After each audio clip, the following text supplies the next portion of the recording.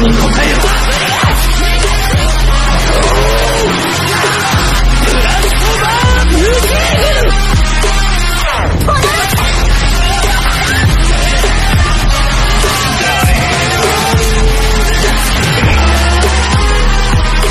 Legendary Pokémons काफ़ी ज़्यादा ताकतवर होते हैं, खास के मैस्कॉट लेजेंडरी पोकेमॉन्स, क्योंकि ये अपने रीजन के आर्ग्यूबली सबसे ताकतवर पोकेमॉन रहते हैं। लेकिन हाँ, मैस्कॉट लेजेंडरी पोकेमॉन्स में भी कुछ कैटेगरीज रहती हैं, जैसे कि mascot legendary Pokémons and supreme mascot legendary Pokémons, जिनके पास एक अलग से पावर अप रहता है, और कुछ के पास इतनी भयानक माइटी पावर्स रहती हैं जिसके कारण उन्हें किसी फॉर्म की भी ज़रूरत नहीं पड़ती इस कैटेगरी में आने के लिए। अब इन्हीं सारे मैस्कॉट लेजेंडरी पोकेमॉन्स में से एक पोकेमॉन आता है रेक्विज़ा, द एटमॉस्फेरिक बीस्ट, जिसने काफ़ी बार दुनिया को बचाया है प्राइमल ग्राउडॉन एंड प्राइमल कायोगर से। सो क्या आपने कभी सोचा है कि आखिर कितनी ताकत है रेक्विज़ा में, रेक्विज़ा किस हद तक पावरफुल है एंड इसकी पावर्स की लिमिट्स क्या है? आज की इस वीडियो में मैं इसी बारे में बात करने वाला हूँ, that how powerful is the atmospheric beast Rayquaza. और हाँ, इस वीडियो में मैं जो कुछ भी कहूँगा वो रेक्विज़ा के ऊपर मेरा एक पर्सनल ओपिनियन है। सो अगर आपका ओपिनियन कुछ और है तो वो आप कमेंट सेक्शन में शेयर कर सकते हैं। सो चलिए फिर वीडियो को स्टार्ट करते हैं।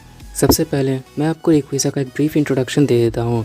रेक्विज़ा एक dragon and flying type Pokemon है जनरेशन 3 से। इसके बेस स्टैट्स 680 हैं, लेकिन जब ये मेगा इवॉल्व करता है तब इसके बेस स्टैट्स 780 हो जाते हैं। होइन रीजन में रेक्विज़ा को एक तरह से गॉड माना जाता है और उसकी काफ़ी पूजा की जाती है, एंड रेक्विज़ा होइन रीजन का सबसे ताकतवर पोकेमॉन है। अगर हम इसकी पावर्स एंड एबिलिटीज़ के बारे में जानें तो इसके पास है इमेंस स्ट्रेंथ। रेक्विज़ा की फिजिकल स्ट्रेंथ काफ़ी ज़्यादा है, यह अपने पूंछ से किसी भी बिल्डिंग को आसानी से गिरा सकता है।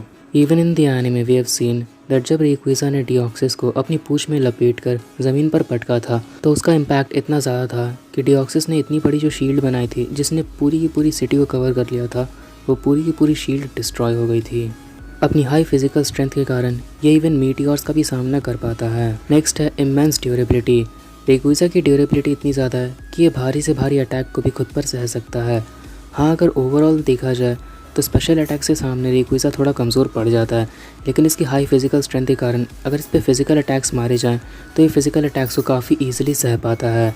इस चीज़ को हमने साफ साफ देखा था जब प्राइमल ग्राउडॉन ने 6 प्रेसिपास ब्लेड्स का इस्तेमाल किया था, लेकिन तब भी रेक्विज़ा ने उसे काफ़ी आसानी से सह लिया था, क्योंकि फिजिकली इसकी बॉडी काफ़ी ज़्यादा ड्यूरेबल है एंड इस पर फिजिकल अटैक्स का उतना कुछ खास असर नहीं होता है। And I don't think it would be wrong to say that Arceus and creation trio के बाद पूरी पोकेमॉन वर्ल्ड में सबसे ड्यूरेबल पोकेमॉन रेक्विज़ा ही है। Next, immense stamina and endurance.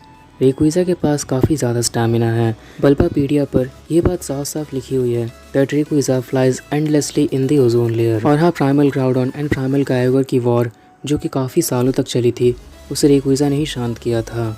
सो अगर primal Groudon and primal Kyogre full power में आकर सालों तक लड़ सकते हैं, then we can easily assume that Rayquaza being the trio master of the weather trio and being much stronger than the other two काफ़ी सालों तक बिना थके लड़ सकता है। एंड अगर बात रही इंश्योरेंस की, रेक्विज़ा की इंश्योरेंस काफ़ी ज़्यादा है, ये काफ़ी ज़्यादा पेन इंड्योर कर सकता है।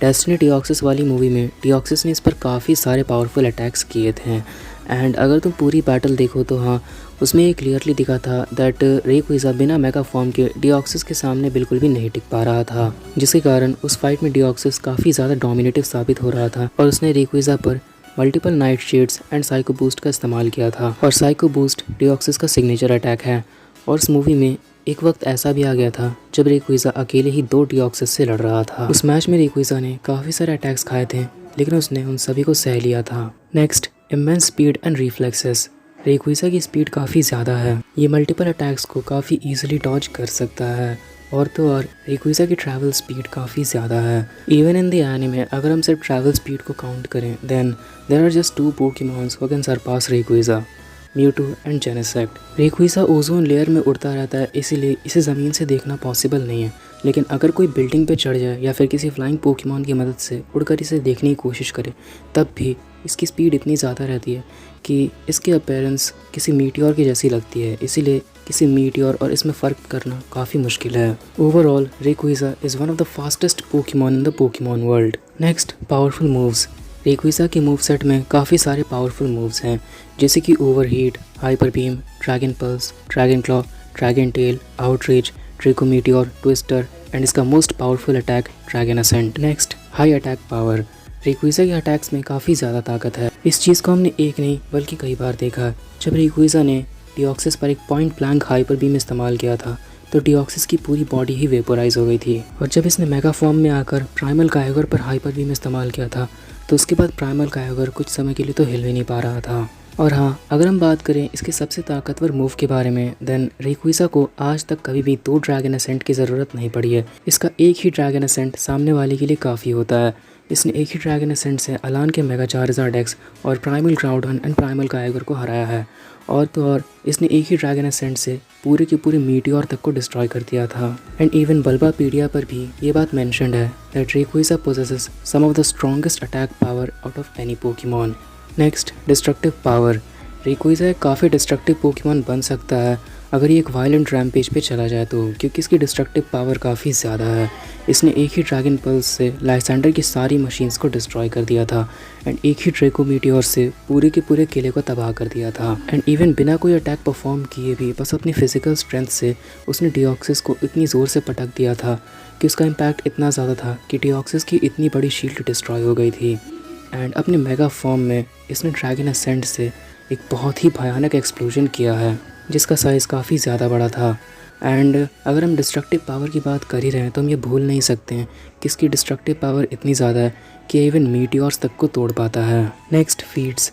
अगर हम फीट्स के बारे में बात करें देन रेक्विज़ा ने एनिमे के अंदर ऐसे ऐसे फीट्स दे रखे हैं जो कि पूरे पोकेमॉन एनिमे के अंदर 99% पोकेमॉन्स के लिए इम्पॉसिबल है। यहाँ पर मैं इसके नॉर्मल फीट्स की बात नहीं कर रहा हूँ, जैसे कि इसने कितनी बड़ी चीज़ को डिस्ट्रॉय किया है, कितना बड़ा एक्सप्लोजन किया है, या फिर इसने कितने सारे अटैक्स को खुद पर सहा है। मैं यहाँ पर बात कर रहा हूँ इसके सबसे बड़े फीट्स के बारे में। इसने Hoopa and the clash of ages वाली मूवी में इसने अकेले ही काफ़ी सारे लेजेंडरी पोकेमॉन्स का सामना किया था।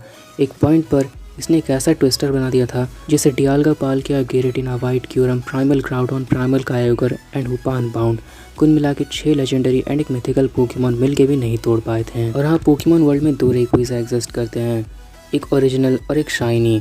ये जो मैंने अभी फीट बताया वो शाइनी रेक्विज़ा का है। ओरिजिनल रेक्विज़ा के पास इससे भी बड़ा फीट है कि उसने प्राइमल ग्राउडन एंड प्राइमल कायोगर दोनों को ही 1.5 मिनट से भी कम समय में हराया है, और वो भी बस एक ही अटैक में।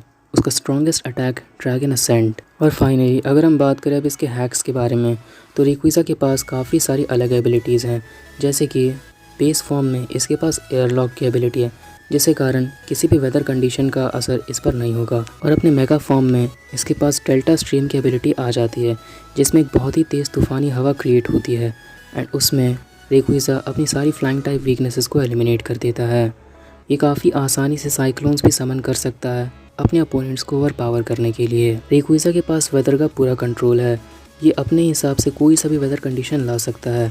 वेदर मैनिपुलेशन में इसके पास आते हैं एयर मैनिपुलेशन, जिसमें इवेंट रिलेटेड इफेक्ट्स जनरेट कर सकता है, लाइक एक बहुत ही तेज़ तूफ़ानी हवा को क्रिएट करना। उसके बाद इलेक्ट्रिसिटी मैनिपुलेशन, जिसमें ये थंडर स्टॉर्म्स क्रिएट कर सकता है।